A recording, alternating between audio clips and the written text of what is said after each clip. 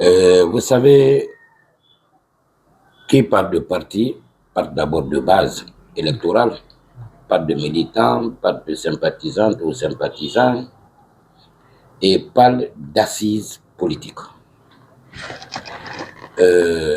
Jusqu'au 3 à 16 heures, nous avions l'intention de déposer notre caution et le dépôt de la candidature à la Cour suprême. Parce que moi, je suis Saint Thomas. Quand je vois, je touche, je crois. Il y a eu beaucoup de toyoboyi, beaucoup de campagnes autour de M. Mamadi Doumbouya, le chef de la junte, mais que je n'ai pas pris au sérieux parce qu'il ne s'était pas prononcé. J'ai constaté sa présence à la Cour suprême pour le dépôt de sa candidature. Immédiatement, nous avions convoqué une assemblée générale extraordinaire au siège du parti pour tirer les conclusions et décider qu'est-ce qu'il y a lieu de faire. À l'unanimité, tous les responsables et quelques militants qui avaient participé à l'Assemblée générale ont conseillé, ont décidé unilatéralement, ce n'était même pas moi ma décision, de ne pas participer à ces élections qui sont d'ores et déjà gagnées à l'avance. Ce n'est pas moi. Le parti, c'est les structures. Oui, mais c'est une compétition ouverte. Si Mamadi Doumbouya participe, vous êtes habitué. Vous êtes l'un des plus anciens leaders politiques aujourd'hui. Pourquoi? Est-ce que ce n'est pas une peur plutôt de perdre face à lui?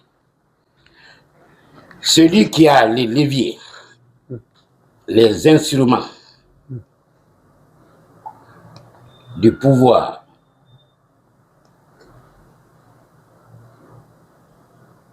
compétit avec nous qui gagnons légalement nos ressources financières. À quoi voulez-vous que nous nous attendions? Mamadi Doumbouya a géré sur la main, sur la Bible, le Coran, parce que c'est un bon musulman, à ce que je sache, a géré de respecter et de faire respecter la Constitution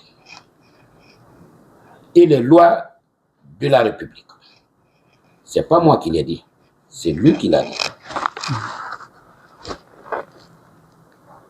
Il a été maintes fois interrogé par les journalistes locaux et même par Alain Foucault. Il est revenu sur ses propos que s'il faillissait aux lois qu'il subisse la rigueur, ce n'est pas moi qui le dis, hein. Moi je reviens sur ses propos.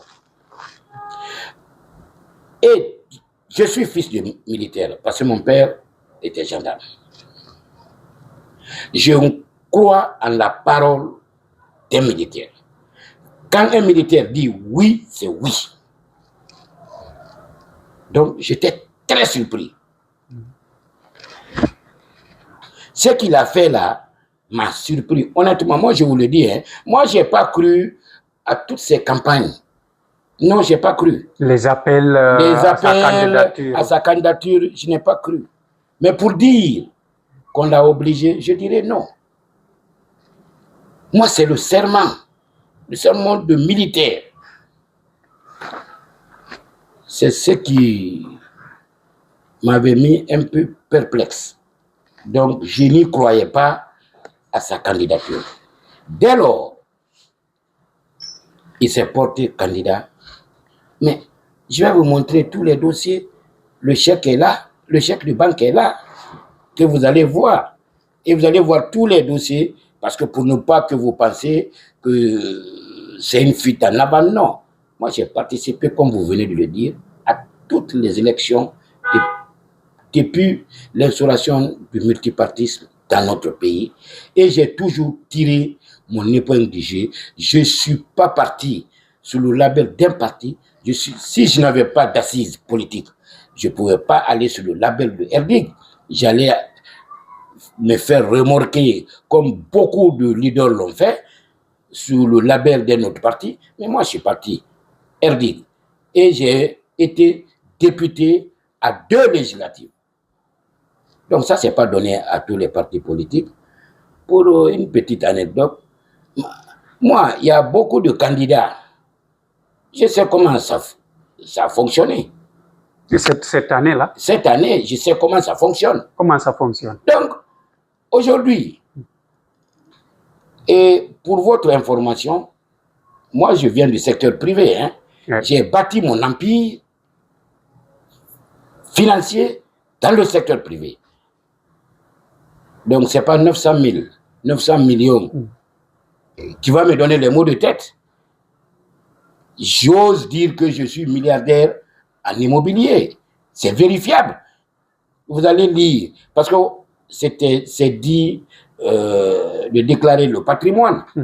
Et j'ai déclaré mon patrimoine que vous allez feuilleter et avec titre foncier. Et j'ai gagné mon patrimoine avant 2009. Avant votre première candidature? Non, avant même que je sois dans la politique. Mon premier immeuble, je l'ai bâti en 1995. Peut-être vous étiez tout petit. Très. En 1995. Ça, c'est à Antafassa. C'est vérifiable. C'est 1R+8. En 1995. À Yimbaya, à Kipé, Dadia, à Sangoya, à Gekedou, à Kisidou, à Kankan, à Boké, j'en passe. Donc, ce n'est pas 900 millions qui va me donner les mots de tête. Mais je ne peux pas compétir avec celui qui a les leviers du pouvoir central à une élection qu'il avait dit dorénavant ne pas participer. Aller à ces élections, c'est jeter de l'argent par la fenêtre. Moi, j'ai d'autres préoccupations. Je suis dans l'agriculture, je suis dans l'élevage. Au lieu d'investir 900 millions dans une compétition qui est déjà gagnée, et je vous jure, il n'y aura pas de deuxième tour. Ça, je vous le confirme. Les sous-préfets, oui. Les sous-préfets, vous avez vu déjà que tous les sous-préfets ont été dotés des 4x4 flamboyants neufs. Les préfets, la loi est très claire. La loi dit que si le président Mamadi Doumbouya devait se candidater, devait être candidat aux élections, il devait démissionner 3 mois ou 6 mois. C'est le statut général des militaires. C'est le statut général des militaires.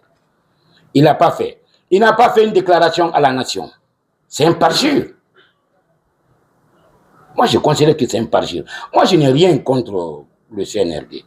C'est pourquoi, depuis la prise du pouvoir du CNRD, vous ne m'avez pas entendu. Vous avez tout fait pour que je puisse me prononcer. J'ai dit non.